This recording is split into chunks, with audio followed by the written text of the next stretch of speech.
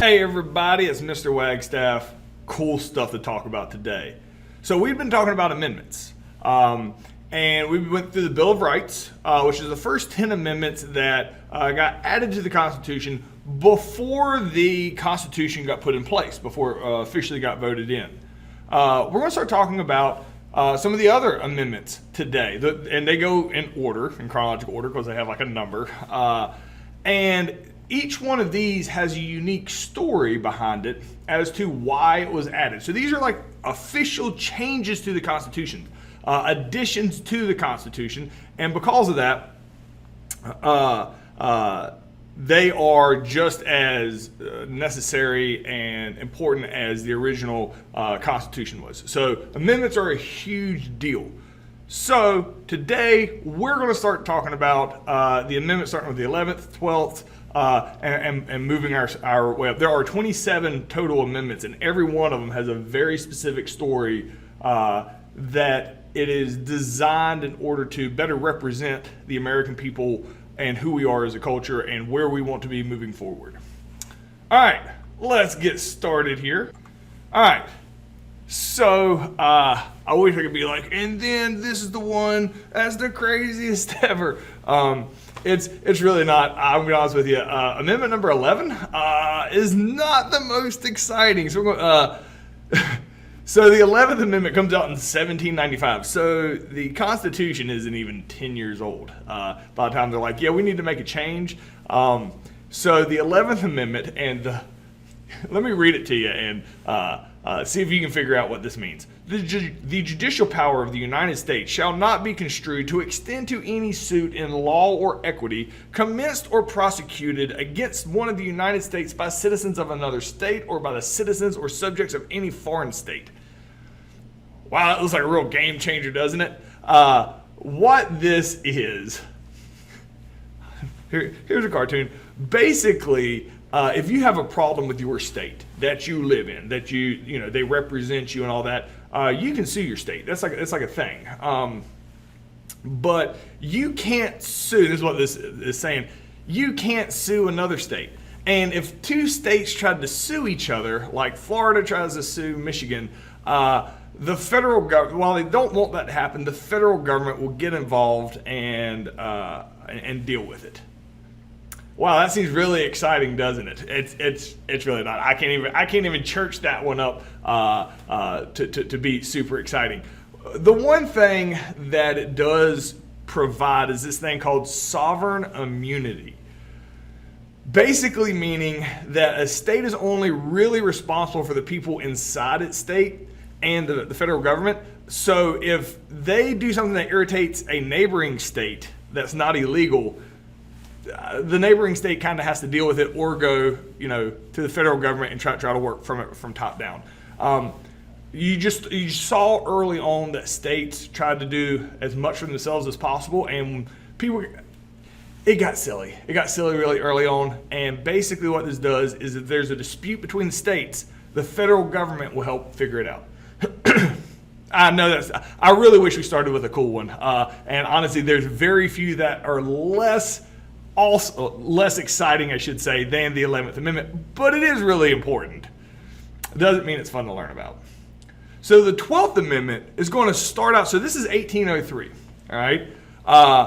So the 12th Amendment is going to seem really boring too, but it's not, because there's a cool story that goes along with this one. So here's what the 12th Amendment is. The person having the greatest number of votes as vice president shall be the vice president if such number be a majority of the whole number of the electors appointed, and if no person have a majority, and then from the two highest numbers on the list, the Senate shall choose the vice president. A quorum for the purpose shall consist of 2/3 of the whole number of senators. So here's what happens. All right. You're like, I heard something vice president in there. Yeah, it has to do with elections. So typically these amendments come out after something crazy has happened. All right. This is no different. All right. So the two dudes above me here, that is John Adams on the left and Thomas Jefferson on the right. So the first president of the United States is going to be George Washington. Everybody likes George Washington. We'll simplify that. George Washington stops being president and doesn't want to run for a third term in 1796. So, two people are going to run for president in 1796. The way the Constitution is originally set up is whoever gets the most votes for president becomes the president. That makes sense, right? Duh. Well, whoever gets the second most amount of votes becomes the vice president. Because, there's a lot of people that wanted this guy as a president, he becomes president. Well, a lot of people wanted the other guy, so they'll let that guy be the vice president. Having no real understanding of how political parties are going to work. So in 1796, John Adams, who was the vice president under George Washington, is going to run for president. And the guy who really doesn't like the way things are going, Thomas Jefferson, all right, he is going to try to run against him. It is a really close race, and they do not like each other. John Adams is going to win. And John Adams and Thomas Jefferson don't like each other. Well, based on how the Constitution is set up, Thomas Jefferson is John Adams' vice president, and they do not like each other. Thomas Jefferson pretty much just quits his job. He just never shows up to work. He's technically the vice president under John Adams from 1796 to 1800, but he doesn't show up, and he doesn't want to have anything to do with John Adams, specifically Alexander Hamilton, another guy that's there. But so in 1800, Thomas Jefferson runs again. Now, times have changed between 1796 and 1800. Nobody likes John Adams anymore. He'd done some stuff that people didn't like. So in 1800, Thomas Jefferson is going to run for president. It is clear that Thomas Jefferson is going to win. Like, no question at all that Thomas Jefferson is going to win because nobody likes John Adams. All right. The problem is, based on the way the Constitution is designed, when Thomas Jefferson wins, who's going to get the second place votes? John Adams, because only two people were going to run.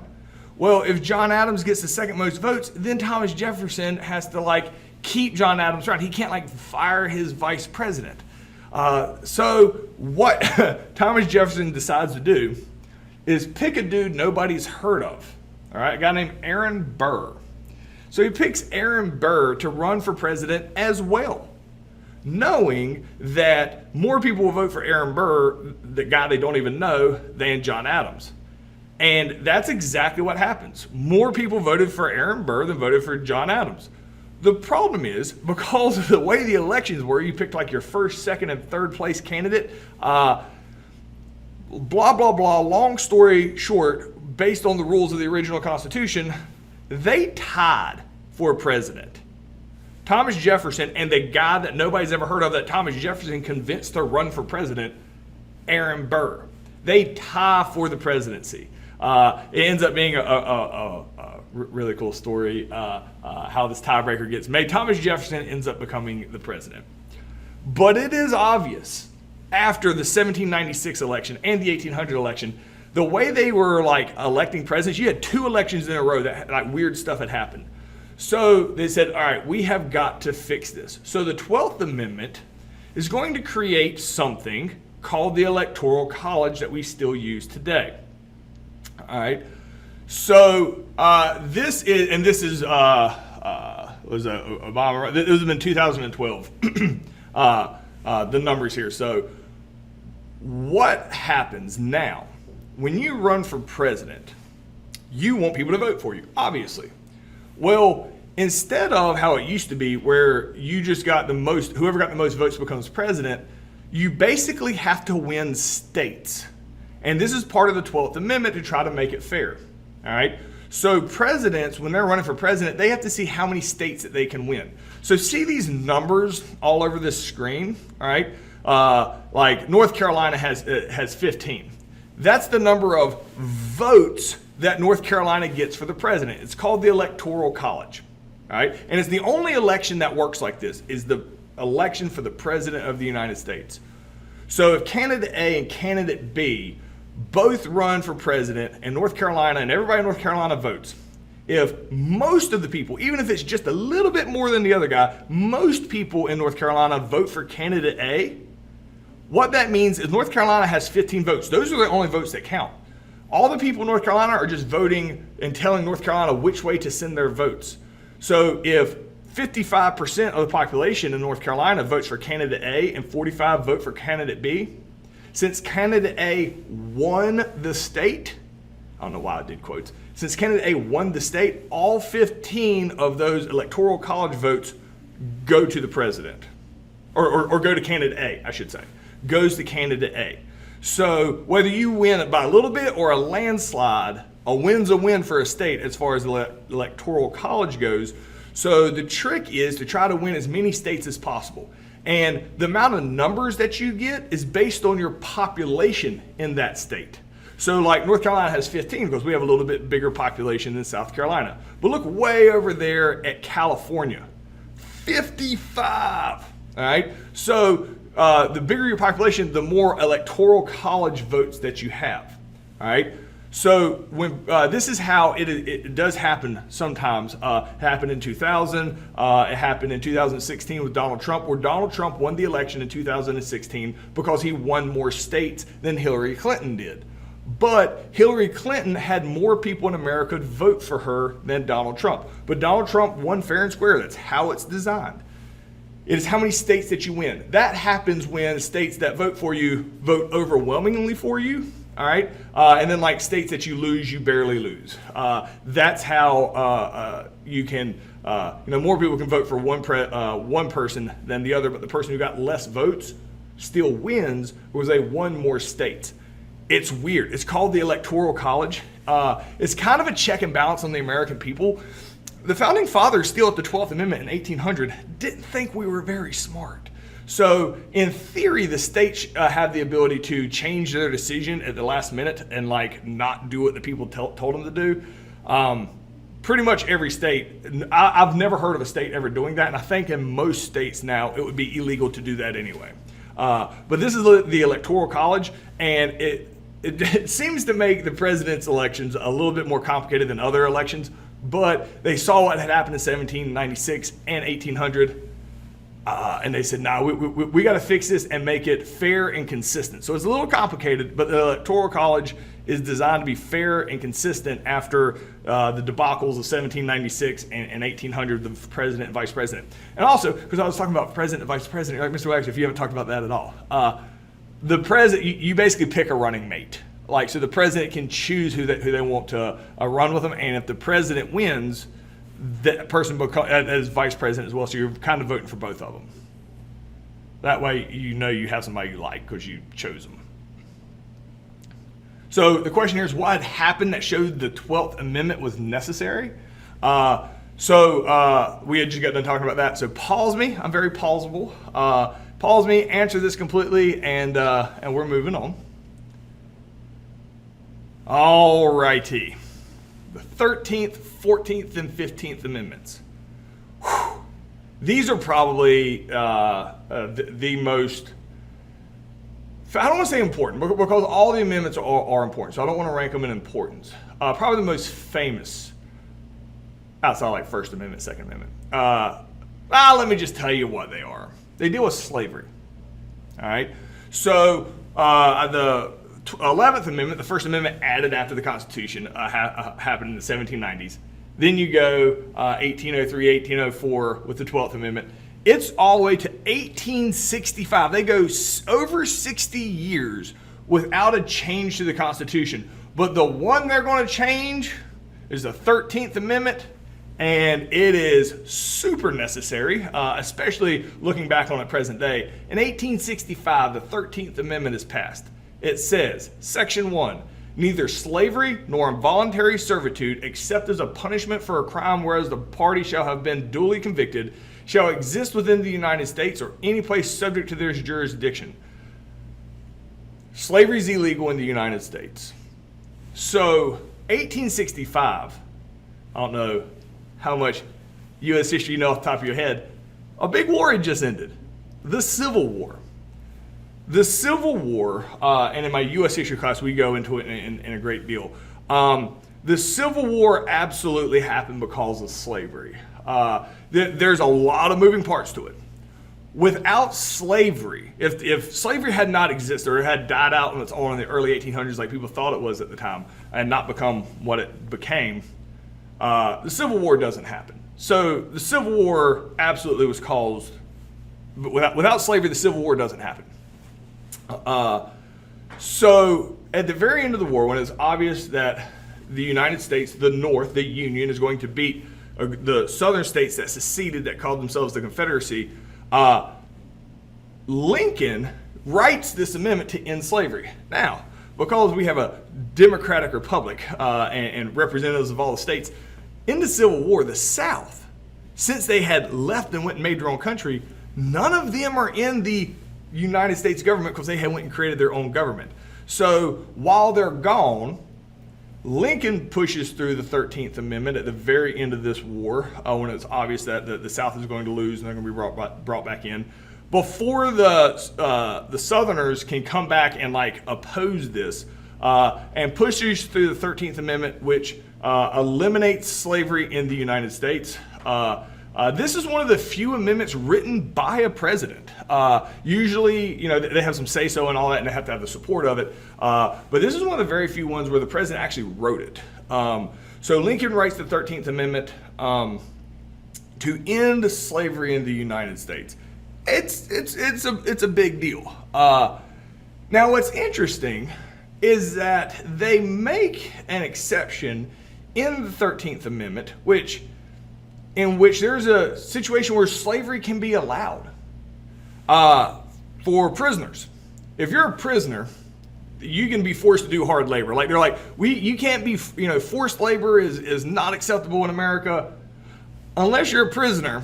And in that case, it is allowed under the 13th Amendment. If you've been convicted and you're in prison, then you can be forced to, do work without getting paid for it. So it's kind of an odd thing to add there in the 13th Amendment. But so what situation is forced labor allowed under the 13th Amendment? So pause me, answer that in complete sentences, and we're going to move on. All right, the 14th Amendment. This is 1866. This is the next year. And spoiler alert, the 15th Amendment is going to be the year after that. The Civil War fundamentally is going to change America, up one side and down the other. So there were 4 million slaves in the United States when the 13th Amendment is passed. Then the South gets brought back into the United States, and there is a lot of tension in society. You're going to see racism skyrocket in the United States. Now, you might be thinking, we had slavery. How is that not racism?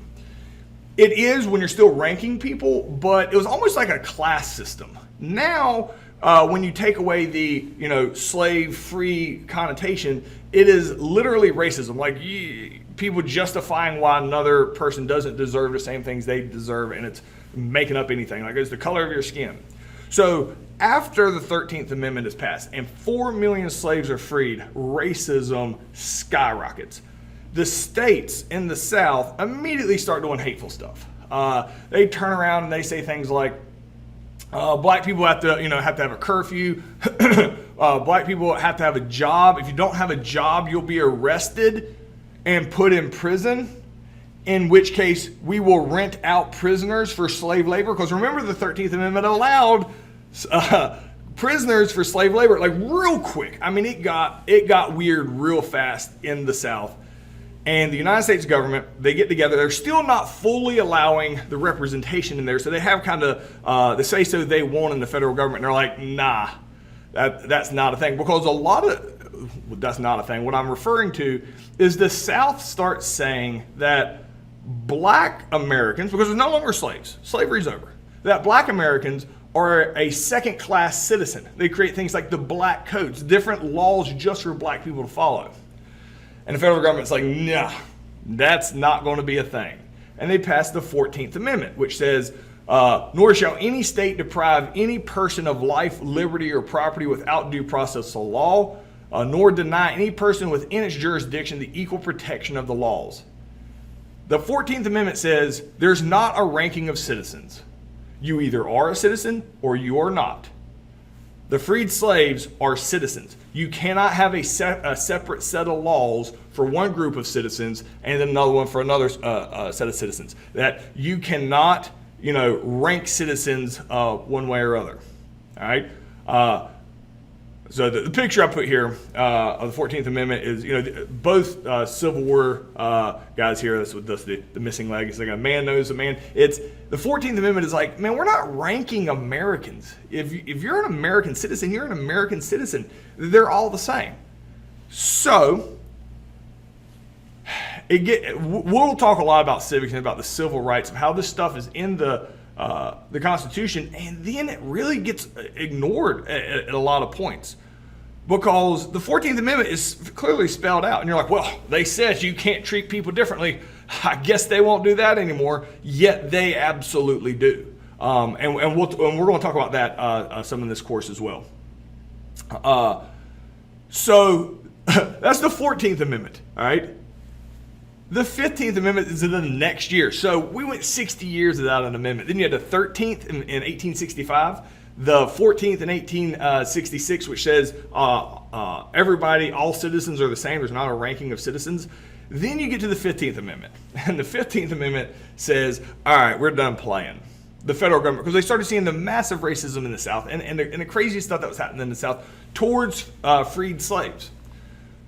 Now, the number one weapon you have in America, in a democracy, in a democratic republic like America, is the ability to vote. The moment you get the ability to vote, you matter to the government. And we see that across the board, we see that in a lot of these amendments. The government can kind of discount you until you get the right to vote. The 15th Amendment is designed to be that huge hammer given to freed slaves. The 15th Amendment says the right of citizens of the United States to vote shall not be denied or abridged by the United States or by any state on account of race, color, or previous condition of servitude. Meaning, doesn't matter if you used to be a slave, doesn't matter if you're black, if you're white, it doesn't matter. If you're a male citizen, at the time it was over the age of 21, was the voting age. If you're a male citizen over the age of 21, you have a right to vote in the United States.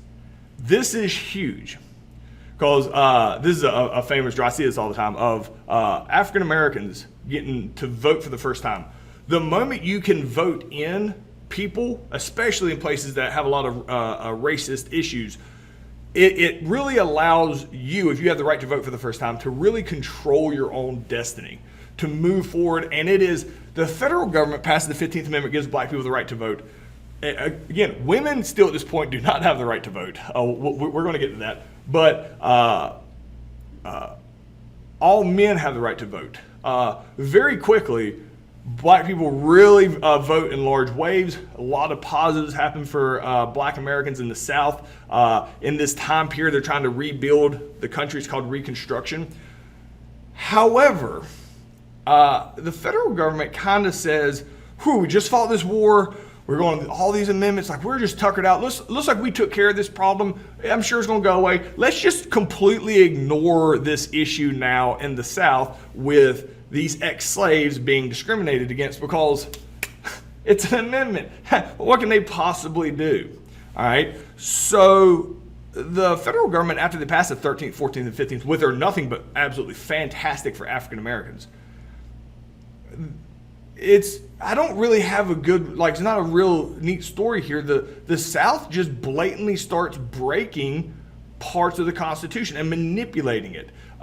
They would start doing things in the South like making you pay $1 to vote, knowing African Americans were the poorest part of the population because they just got out of slavery. So the only people who could afford to pay that poll tax were wealthy white people. And even though it applies to everybody, doing things that specifically were targeted to prevent black people from voting. And then they go so far as to create this thing called the grandfather clause, which says if your grandfather could vote, you don't have to pay a poll tax. Who's the only people who had grandfathers that could vote? White people. So then it ends up being the only people that have to pay a poll tax are the poorest part of the population. And that's the type of stuff that starts getting manipulated in the late 1800s and all the way up. I mean, this is in the early 1900s as well, till about the mid 1900s, till about the 1950s, where there is these things in place to try to prevent black people from voting. Because the number one weapon you can have in the United States is the ability to vote.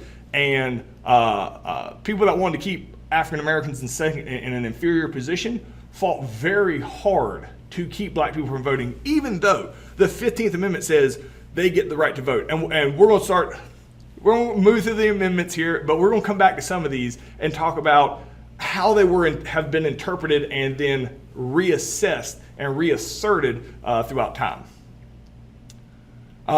So the question here is, what enormous event had happened at this time, meaning when the 13th, 14th, and 15th Amendment were passed in that 3-year time span, that required 3 new amendments to come out? Why were these amendments necessary? So explain what had happened that all of a sudden there's these amendments. And then explain why you needed these amendments. All right, so answer those in complete sentences. That's as far as we're going to get today. I will see you guys tomorrow.